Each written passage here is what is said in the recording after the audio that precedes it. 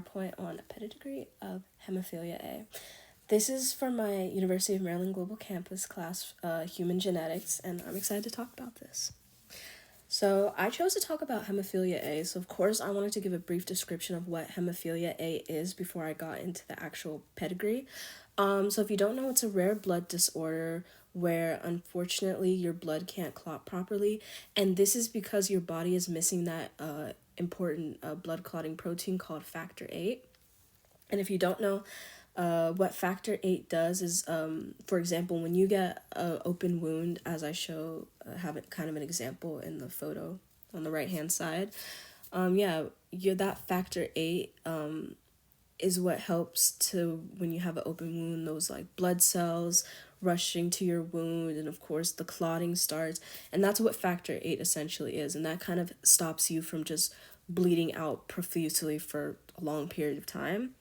And this process with factor 8 is called coagulation cascade, and of course people who have hemophilia unfortunately don't have that, so they just bleed uncontrollably because they are low in factor 8, or they're just completely missing that protein. So this is my hemophilia A pedigree, and I kind of wanted to, as you can see on the left top for the photo, I kind of wanted to give a description of what I have going on for my pedigree. I wanted to make it as simple as possible, so as you can see, squares male, circles female. And for my males, of course, I have unshaded as a male without hemophilia, and of course shaded means he does have it.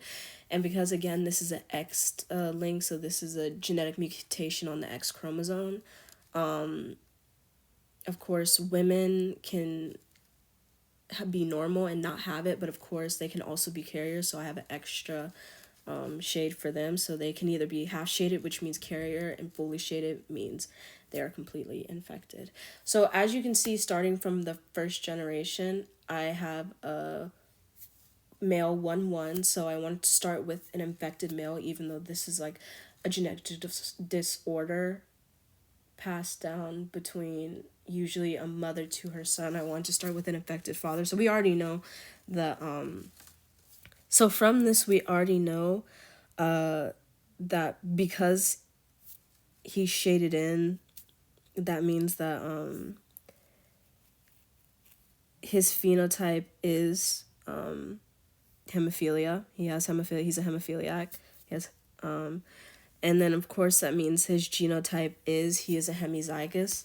He has one hemophiliac allele in him. So that means hemizygous.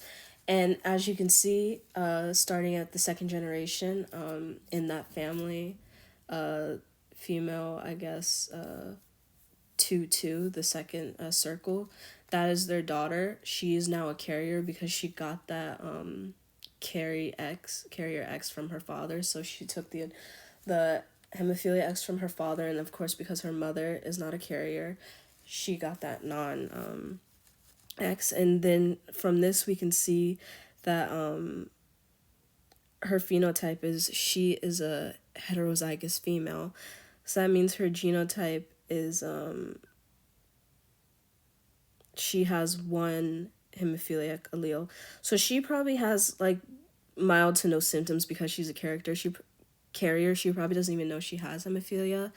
So that's kind of what I've got going on. And then as you can see again in the third generation, so male 1-3, he then gets that X chromosome from his mother, so he becomes a hemizygous male again with that one allele, and so forth. And as you can see on the bottom left photo, again, I can't remember if I mentioned it or not, but as you can see, I linked what it would kind of look like on the chromosome as well to have a better understanding. Moving on, I wanted to show an example of a pedigree with a male who is a hemophiliac and a female who is a carrier, and kind of like we can see what their genotype phenotype looks like. So of course the father, we know that he is a hemizygous because he has that one allele, and of course the mother is a heterozygous like I talked about before. But I also wanted to show, because you can be a homozygous female, which means you have those two hemophilia alleles, in your genetic makeup. So, of course, this is the outcome of what it looks like. They can have a hemizygous son, a heterozygous daughter, a son who does not carry it, and then of course a homozygous female. And yeah, and of course I didn't add a photo, but obviously what it would look like if you have a hemophiliac father and a hemophiliac mother, the likelihood for that child, of course, if you make a chart, would be that of course all X's will be carriers, so the son and the daughters will all have it. So yeah. And now I want to talk about kind of the clinical aspect, and what's going on with like treatments and whatnot. So, according to the Mayo Clinic, some of like the, I guess, biggest symptoms to look out for if you're not sure if you have hemophilia or if you think you might have it is just unexplained and excessive bleeding, especially like after injuries, surgeries, or whatnot. If you get like dental work done or anything, just a lot of like large and like, I guess, deep bruises if you easily get wounds and you're easily, profusely bleeding. And then of course, blood, another symptom can be blood in your urine or your feces, just having lots of nosebleeds without knowing why. There's many. If you, for say, hit your head, then you're the person that's going to be more likely to have brain bleeding if you have severe hemophilia. And then of course the symptoms of that would be repeated vomiting, painful long headaches, double vision, and whatnot.